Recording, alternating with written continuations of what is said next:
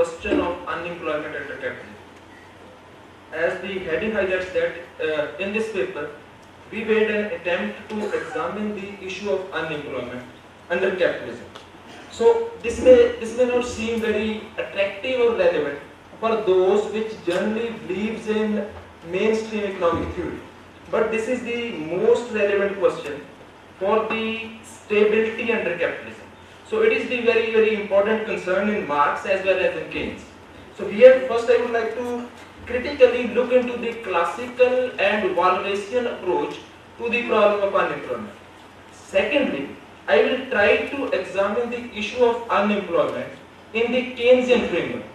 And lastly, I will try to present the superiority of Marx for the examination of unemployment.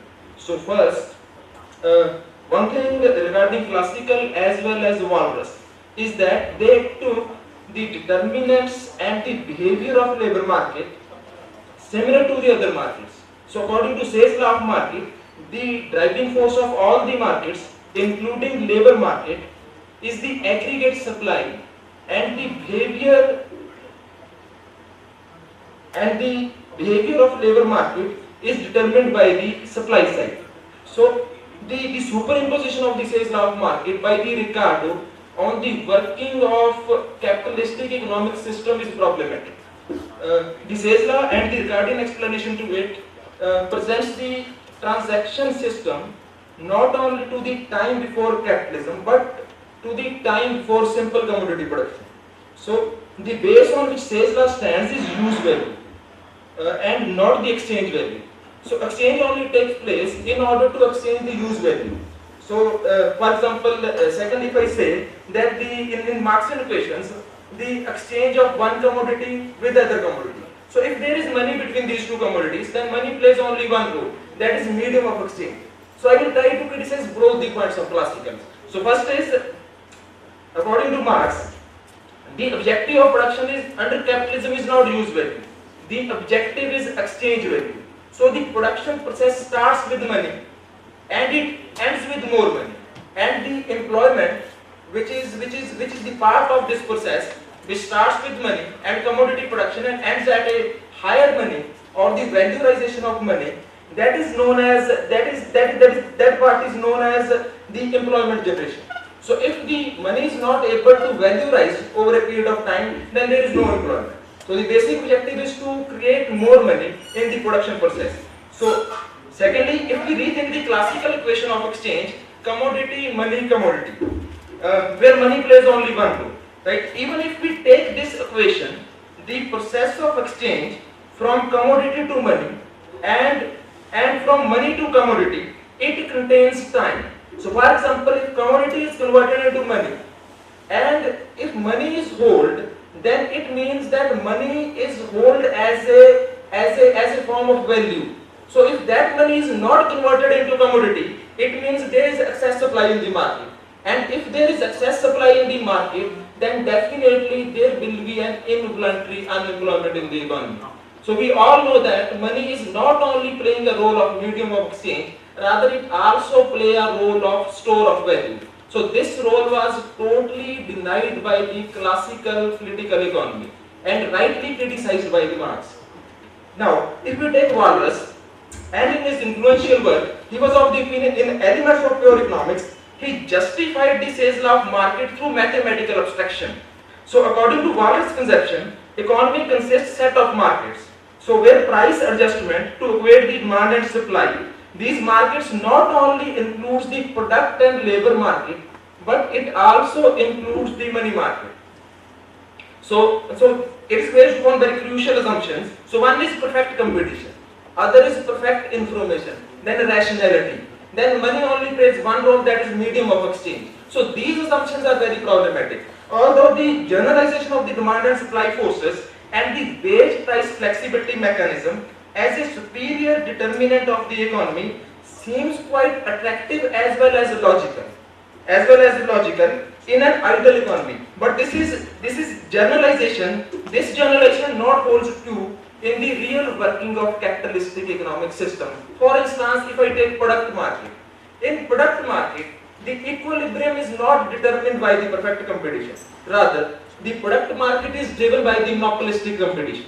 So when the product market is driven by the monopolistic competitions, it means the firms are not the price takers, rather firms are price makers. So this is one problem. So with this law. Secondly, so price under capitalism remains sticky downward if we take the product market where monopolistic competition prevails. Secondly, as I earlier mentioned, that money is not only act as a medium of exchange, rather as a holding of wealth also. So the holding of money as a wealth owning asset depends upon the return on other forms of assets. So the demand for money is not only driven by the consumption purpose, rather the proportion of money is demanded, as Keynes argued, for precautionary as well as for speculative motive. So the excess of demand for money beyond the transaction purpose, it results the deficiency of demand or excess supply of produced commodities and further depression and unemployment in the economy. Thirdly, the equilibrium in labor market. It is not driven by the supply of labor. The equilibrium in labor market in real world, the wage rate is not flexible, rather it remains sticky under capitalism. I will elaborate this point when I talk about the Keynes. Right? So due to the falsification of these assumptions on which the classical as well as Walras is based, it is not presents the true picture of capitalistic economy. The institutional factors which were completely ignored by the classical as well as Walras, both factors plays quite important role for the determination of equilibrium as well as stability under capitalism. So the deficiency of demand and involuntary unemployment are inherent to capitalistic economic system. Though these two factors were explained by the Keynes and Marx separately, but both were agree that the stability under capitalism is maintained by the institutional forces, institutional factors. So if I start with Keynes, so Keynes questioned the classical as well as Walrasian system regarding the working of capitalism. So Keynes in general theory, he examined the causes and determinants of the involuntary unemployment. So in order to understand the Keynesian version of involuntary unemployment, which presents the reality of capitalism, let's assume that economy is operating at a full employment equilibrium. So when economy is operating at a full employment equilibrium, involuntary unemployment arises because there would be an excess supply of labor, produced commodities, or what we may call overproduction. Here I just explained the two factors which causes the excess supply as well as involuntary unemployment. Only two factors. One, the lower marginal propensity to consume at higher level of income in the dynamic sector. Secondly, the fixity of the money wages as pre-requirement of the stability or the reality of short-run equilibrium under the capitalism. So first is psychological, right? In the sense that at the higher level of income, the gap between income and consumption widens and produces the tendencies for excess supply. This excess supply in the product market produces the excess supply in the labor market. Let's illustrate. Let's assume that there are two sectors in the economy. One is dynamic and other is wage goods sector. Right? So there is excess supply of the produced commodities in the dynamic sector of the economy because of the lower marginal propensity to consume. On the other hand, the wage goods sector, which is operating with fixed land resources, zero elastic supply, stagnant income, and full capacity production, cannot able to absorb the excess supply of produced commodities and surplus workers of the dynamic sector.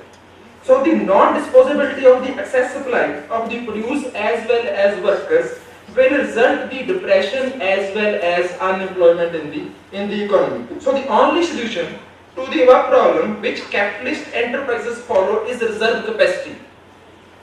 So that kept the price sticky downward along with the unemployment of workforce. Secondly, Keynes rejected the wage price flexibility mechanism because workers bargain in terms of money wages rather than real wages, right? So even if we assume that the wage price flexibility mechanism works, and it means it will definitely result the instability in capitalistic economic system. It means every change in prices will lead to the change in wages. So it means workers bargain always in terms of nominal wages, And Keynes pointed out that in reality, trade unions, institutional factors, and minimum wage act enforce the fixity of the money wages, which is precondition for the stability under capitalism. So, but in reality, the fixity of the money wages under mature capitalism is not due to the union and institutional forces, but largely due to the monopoly power of big corporations on production and employment. So the fixity of the money wages kept the real wages low, and prices remains sticky downward and flexible upward. So it enhances the profitability under capitalism. So this results the decline in real income and therefore the deficiency of effective demand and involuntary unemployment. So Keynes was not pessimistic about the capitalism, he was optimistic. He was of the opinion that the institutional factors can stabilize the working of capitalism and takes the economy towards the full employment equilibrium. But if we take Marx, he was not optimistic, rather he was a scientific regarding the working of capitalism. So Marx, due to the time constraint, I am skipping the fundamental difference between Marx and Keynes in understanding about the working of capitalism. So I will start with a very important point of Arthur Lewis. In his seminal paper, he was in economic development with unlimited supply of labor. He was of the opinion that he criticized the Marxian theory of reservoir of labor with an argument that the capital accumulation always leads to the increase in employment opportunities. So there is no question of unemployment or involuntary unemployment under capitalism. So if I say that he was not very much clear about the regarding the full thesis of Marx. Marx didn't deny that the accumulation leads to the growth of employment as well as the economy. But this is based upon a very crucial assumption. Marx was of the opinion that if we take technical composition of capital as given, then the increase in accumulation leads to the increase in employment. Now, if we neutral this point, that if there is change in technical composition of capital, then increase in accumulation will lead to the increase in constant as well as variable capital. And over a period of time, the proportion of constant capital increased as compared to the variable capital. For example, if I give you a simple example, that during the beginning of the 19th century, if I say in textile, 30% was the constant capital and 70% was the variable capital. But at present, the situation is just opposite. Now, 70% is maybe constant capital and 30% may be variable capital. So this happened due to the change in technical composition of capital, which results the reserve army of labor. And secondly and last point, the process of accumulation under capitalism leads to another type of process. That is the interrelated process with the above process. That is the intensification of the problem of unemployment due to the concentration and centralization of capital. So the increased degree of monopoly, as understood by the Kleski, results two parallel processes. One, it kept the real wages low, and therefore effective demand also remains lower in the economy, which ultimately results in involuntary unemployment. And second, the centralization of production, along with the reserve capacity among the monopolistic firms, held the reserve army of labor active in the economy. That results the real wages upward sticky and downward flexible. So it weakens the bargaining power of the workers, bargaining power of the active army of the labor, further results the deunionization, casualization and pauperization of the masses. So in this sense, the tendency toward the involuntary unemployment appears more valid with the maturity of capitalism. So in the inner logic of the accumulation generates the forces that replaces the labor intensive and small scale production activities with capital intensive and large scale production. The accumulation of capital and reproduction at the higher stage redundant the workforce and therefore produces the surplus population.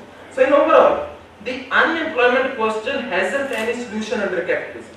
The solution of this problem requires a changeover towards other system in which production process should be driven by the motive of surplus should not be driven by the motive of surplus extraction through exploitation of the labor, rather driven by the needs and interest of the majority and social benefit. Thank you.